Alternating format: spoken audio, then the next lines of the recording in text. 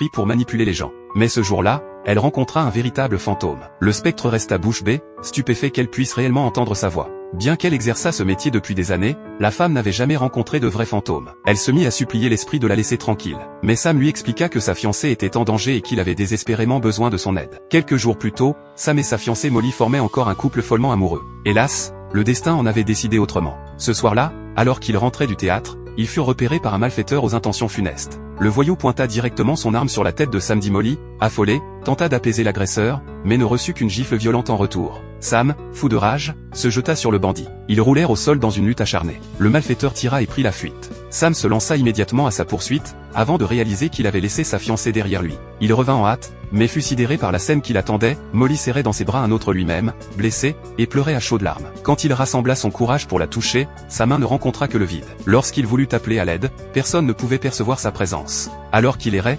désemparé, une lumière éblouissante se déversa soudain du ciel. Cette lumière, pure et envoûtante, était le chemin vers le paradis. Mais en voyant Molly à ses côtés, Sam hésita. Il ne pouvait l'abandonner seul face à sa douleur. Il choisit de rester sur terre pour veiller sur son grand amour. La lumière céleste s'évanouit alors. Après les funérailles, Molly passait ses journées à pleurer. Ce qu'elle ignorait, c'est que l'homme qu'elle chérissait en était jamais parti. Le lendemain matin, à peine Molly sortit, un homme s'introduisit dans l'appartement. C'était le voyou qui l'avait tué. Face à son assassin, Sam l'attaqua frénétiquement, mais ses coups ne l'atteignaient pas. Le bandit fouillait partout, cherchant visiblement quelque chose. Molly rentra soudainement. Sam criait désespérément à ses côtés, en vain. Voyant Molly se changer, le malfrat la regardait avec des intentions malsaines. Apercevant le chat, Sam eut une idée et se mit à rugir vers l'animal. Griffé par le félin, le bandit s'enfuit précipitamment. Sam savait que le voyou reviendrait. Il fallait absolument prévenir Molly. C'est alors qu'il aperçut l'enseigne d'une conseillère spirituelle. Désolé, pour certaines raisons, je ne peux présenter le film que jusqu'ici. Pour connaître la suite, vous pouvez rechercher le titre du film, Ghost.